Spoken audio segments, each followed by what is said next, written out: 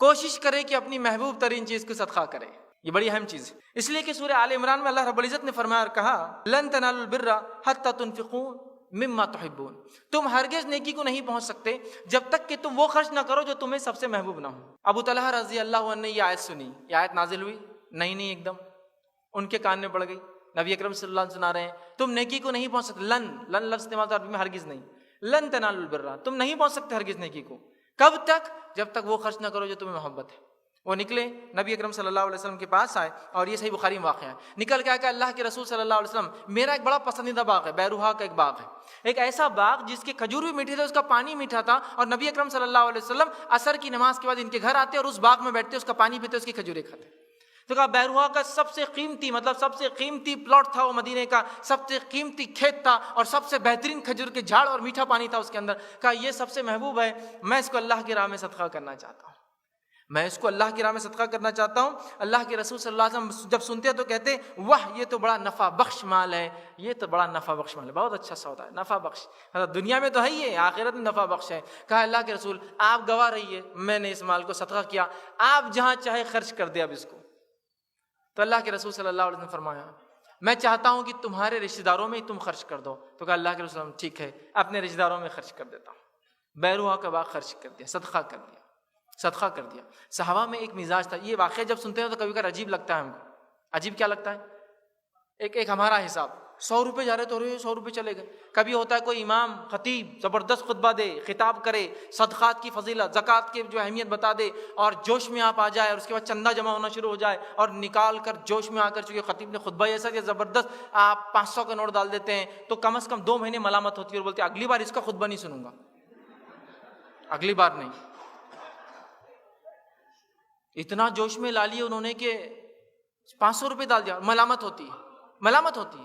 لیکن ایک دوسرا واقعہ اور کیس سنیے آپ، اسی جگہ ایک دوسرا سینیریو، مطلب ایک سین مسجد کا، خطیب نے خطبہ دیا، آپ نے جوش میں آ کے خرچ کر دیا. ایک دوسرا سین 500 روپے خرچ کی، ملامت ہو رہی ہے. ایک دوسرا سین میں اپنے دوستوں کے ساتھ ڈھابے پہ چلا گیا. آپ دوست تو ماشاءاللہ 3-4 ہیں اور نوٹ ایک ہی ہے 500 کا، تو وہاں ملامت ہوتی ہے اور کوفت ہوتی ہے کہ یار دوست ہے اور دیکھو میں صرف 500 خرچ کر پایا. صرف سالن پہ ہی ہم کو اکتفا کرنا پڑا، باقی کچھ سوکھا وغیرہ پہلے مطلب پری فوڈ آرڈر جو ہوتے ہیں نا، ڈرائی جس کو بولتے ہیں، جو کھاتے ہیں کھانے سے پہلے سٹارٹرز نہیں ہو پائے، تو ملامت ہوتی کئی دنوں تک. اور اگلی دعوت تک بولتا اب پیسے جمع کر کے انکم میں سے نکالوں گا، کچھ بھی کروں گا، نیکسٹ ٹائم کی دعوت بھی 2-3 سٹارٹرز اور اس کے بعد کھانا کھلاؤں گا انشاءاللہ. وہاں ملامت ہوتی ہے سالوں تک، اگلی دعوت تک. تو صحابہ کیا تھے، ان کو جب کوئی واقعہ بیان کیا جا رہا ہے، کوئی وعدے کیے جا رہے نا، تو فوراً تصور کرتے ہیں اچھا یہ ہے سامنے کھڑا. تم نیکی کو نہیں پہنچ سکتے جب تک اپنا سب سے محبوب چیز خرچ نہ کرو. اب تو مجھے خرچ کرنا ہے اس لیے کہ میں نیکی کو نہیں پہنچ سکتا ہوں نا اس کے بغیر. تو چل پڑتے تھے. اصل ان کے تصورات بہت کلیئر تھے کتاب و سنت کی. اللہ کے وعدے اور رسول کے وعدے ان کے لیے ایک دم 100% کھڑے تھے.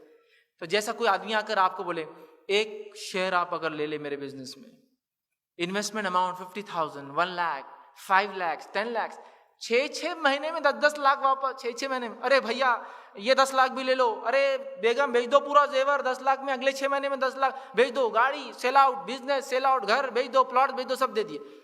اب 6 مہینے بعد جناب دکھ رہے ہی نہیں. ارے کیا ہوا؟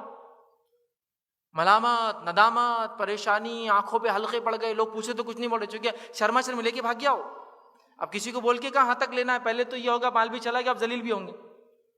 تو وہاں دے دیتے چونکہ اس نے خواب دکھایا آپ کو 6 منتھ کے. لیکن اللہ تعالیٰ بول رہا ہے کہ ایک کھجور بھی اگر تم دو صدقے میں تو اللہ ایسا بڑھاتا ہے جیسا تمہارے میں سے کوئی ایک بچڑے کو بڑھاتا ہے. نہیں یہ سمجھ میں نہیں آ رہا، کچھ لاجک سمجھ میں نہیں آ رہا ہے. وہ 10 لاکھ کا سمجھ میں آتا 6 مہینے بعد ریٹرن، اور احد پہاڑ کے برابر وہ کھجور ہوتا لیکن نہیں سمجھ میں آتی. صحابہ کو یہ وعدے بالکل نظر آتے تھے، ارے یہ ہو رہے چلو اس کو کرنا. تو وہ اپنے ذہن کو، وہ اطاعت جس کو کہتے ہیں، وہ فرمانبرداری اور وہ وعدوں کو اتنا سچا جانتے تھے کہ عمل کر گزرتے تھے. تو کوشش کریں جو محبوب چیز ہے اس کو خرچ کریں. عموماً میں کسی برائی سے کسی کی طرف نہیں بول رہا ہوں، عموماً ہم لوگ سب سے گھٹیا چیز کو ہی صدقہ کرتے ہیں. کپڑے پرانے کو صدقہ کر دو، لیکن جب 2 جوڑے لیے نئے اس میں سے ایک کر دینا، یہ ہوں گا اصل صدقہ. جو پسند ہے، جو چیز اپنے لیے لیا تھا، سمجھ. اس کا ہرگز مطلب نہیں کہ پرانے کپڑے کسی کو نہیں دینا چاہیے، دے سکتے ہیں آپ، لیکن صدقہ مت سمجھیے اس کو. بس ایک مدد کر دے رہے کسی کا. صدقہ تو تب ہوگا جب اپنی پسندیدہ چیز کو آپ